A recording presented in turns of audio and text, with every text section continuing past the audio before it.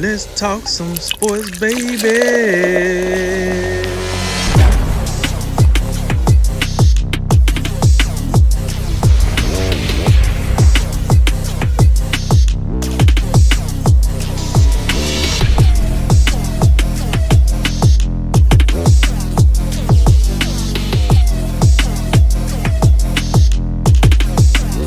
And remember, make tomorrow better than today and make today better than yesterday.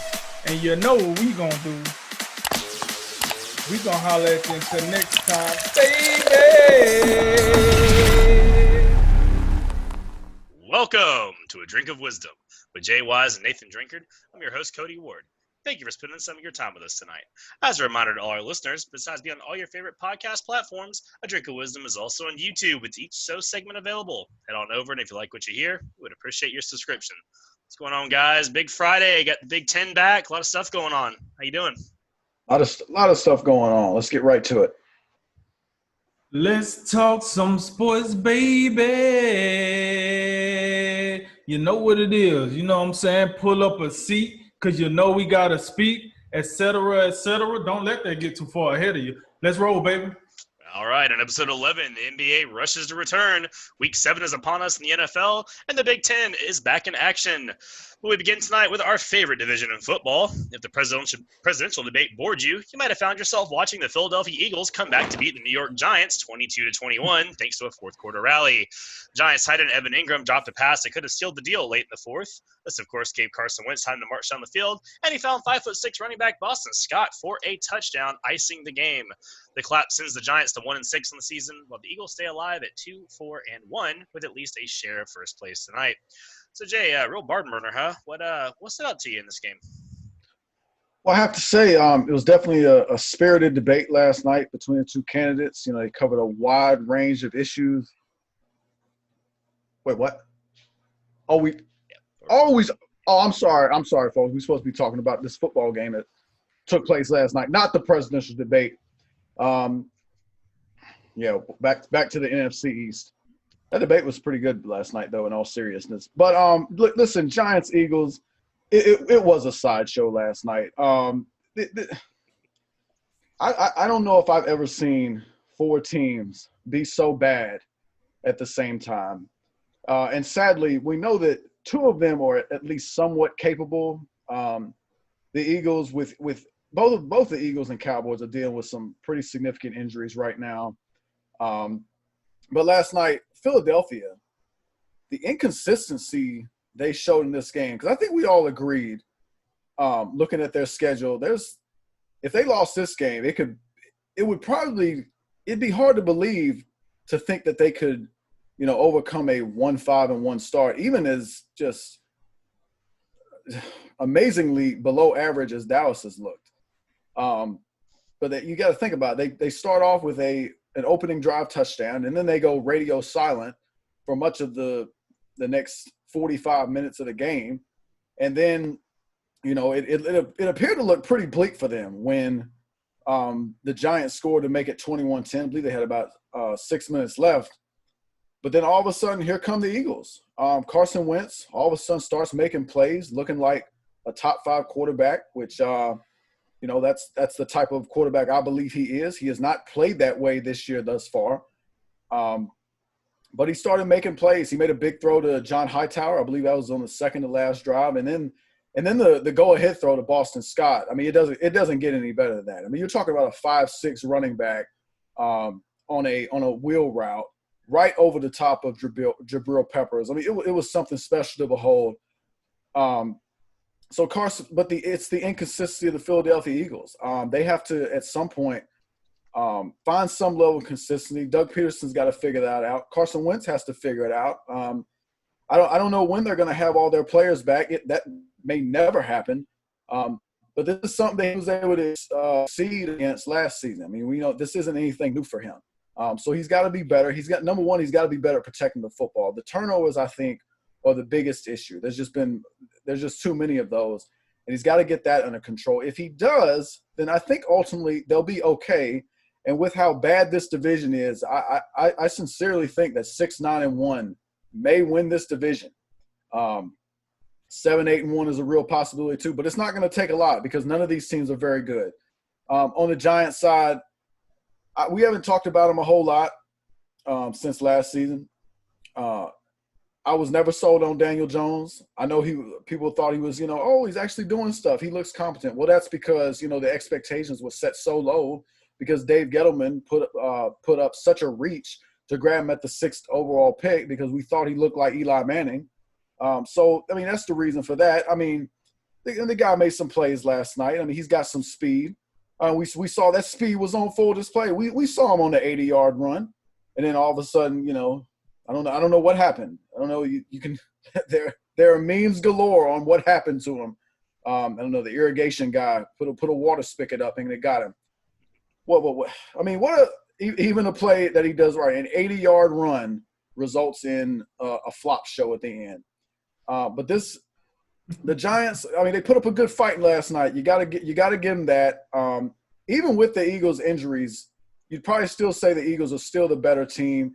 And even though really they only played, it seems, 25% of this game at a relatively decent level, they still figured it out.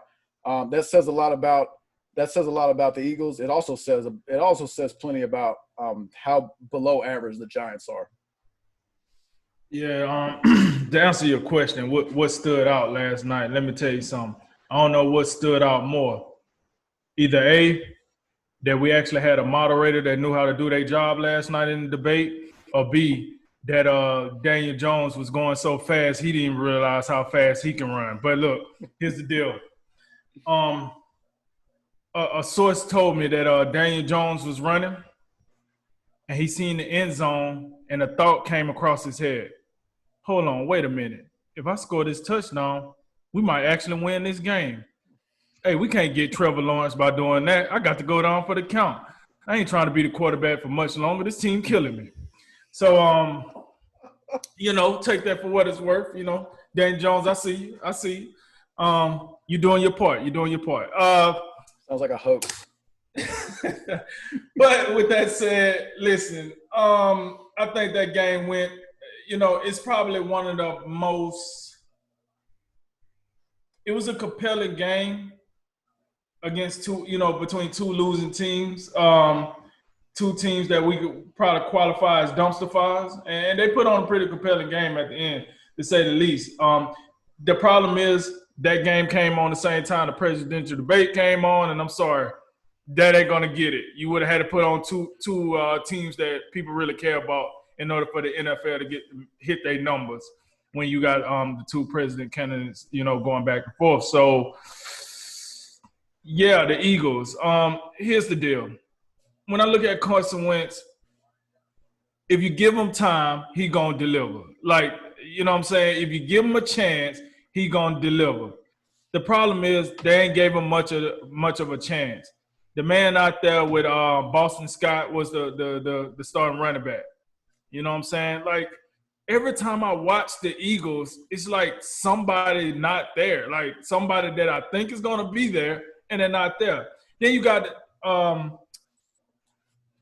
you had Deshaun Jackson, right? So I see Deshaun Jackson finally made it on the field this year. And I'm like, oh, okay, yeah. Deshaun, and him and Wentz had a good little connection going on in the beginning, I said, okay, so Wentz got somebody he could trust. He got a wide receiver out here.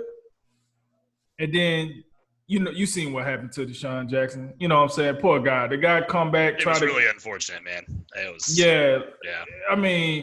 Listen, that guy got to – come on. He's not going to get suspended for a couple of games. He's not going to lose some game checks. What are we doing here? There's just no point for that. And he's such a no-name. I'm not even going to give him a shout-out. I'm just going to let him continue being a no-name. And God bless you. But all in all, listen, I would say this. I thought the Giants had a chance to actually prove that they was on to something. Like, I think I remember last week when we talked, we was talking about the Giants and maybe they could, get hot and, put themselves in position to win this division just because it's so freaking bad. But last night told me a lot. They ain't trying to win nothing. Nope, they ain't trying to win nothing at all. This is about the best of a New York Knicks clown show you're gonna get right here. And I'm starting to wonder just the state of New York. Let me tell you, last night I heard y'all one of the worst states with the coronavirus, and evidently your professional teams ain't doing much either. So I tell you what, New York is taking those L, folks. But you know, I thought to the point Jay made, I thought Wentz showed promise last night. He dropped some dimes. We seen what he did with Boston Scott, but I just felt like all in all, the Giants didn't want it. You had Evan Ingram, had a chance to win the game. What are we doing? We just don't want it. Like they didn't play like a team that wanted to win in my eyes. And the Giants, for everything they did wrong, they still won the game. Like we can sit here and bang on the Giants. We got like a 2-page expose of what the Eagles didn't do, and they still won the game. You know what I'm saying? So, yeah, man, that's about as much I got on that. Next time, I would tell the NFL, the next time you're going to put on two teams like this, let's just make sure something more important ain't happening on another channel, because this ain't going to get the ratings up, folks. Yeah, I don't have any good witty debate puns to work in, unfortunately. But yeah, we'll say, you know, for the Eagles side of the things, I think it was obviously a desperately needed win. You can't let the Giants come in there and beat you. Like you just that's absolutely just that'd be it. That'd be a fire everyone, turn off the lights, you know, blow up the stadium, just forget about it. So, you know, good on them to find a way to come back. And you know, when you look at the Eagles, we didn't really get a chance, everyone on the show, to talk much about it, but the issues that Carson Wentz was having at the start of the season and how bad it looked for a few games, it never really kind of came up here. But in the last couple of weeks, he's done a lot to kind of push back on that narrative and kind of change the narrative a little bit. But it's funny because some of these players have a reputation, but then when you watch them, sometimes you get a different impression. Like, you know, Josh Allen for the Bills, you know, he MVP season. The last 2 times I watched Josh Allen, I'm like, you don't look any different to me. Like what, you know, and then the opposite with Carson Wentz. I hear, oh, Carson Wentz is trash. Everyone in Philly hates him. He gets torches and pitchforks every time he goes onto his house.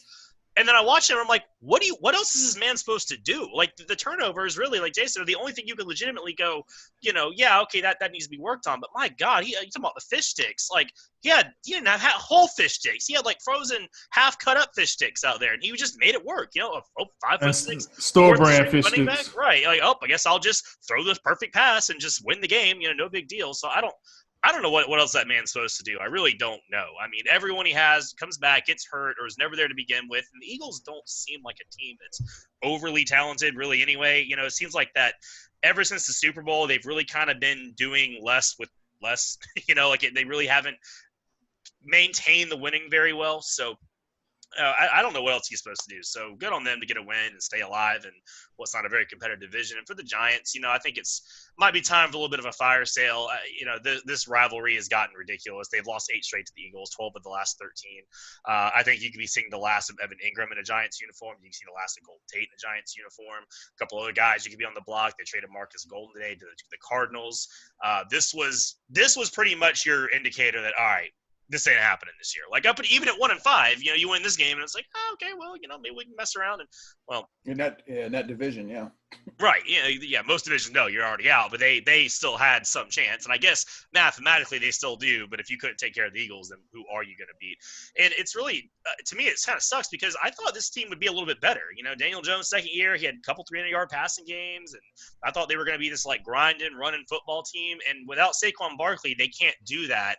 And they've never really replaced the identity with something different. And I think that what they really need to do is just open it up and let Jones just throw the ball like crazy. I mean, it seems like they try to sit on the lead and just play defense and just like kind of take the air out of the ball, you know, but it doesn't work in these games. They've had a couple games they've lost that were close. And it's a lot of the same situations. They get a little bit of a lead, then they collapse, and the other team's back and win. So they're probably misusing Jones. I don't know if I'd be ready to completely bail on him after what I've seen, but it's looking like this whole experiment is questionable, and they're going to be kind of a rudderless mess until they kind of get a bit of an identity back, especially on that offensive side of the ball. But I think that we could be looking at some changes for the Giants before the trade deadline on November 3rd. So we'll see how that plays out.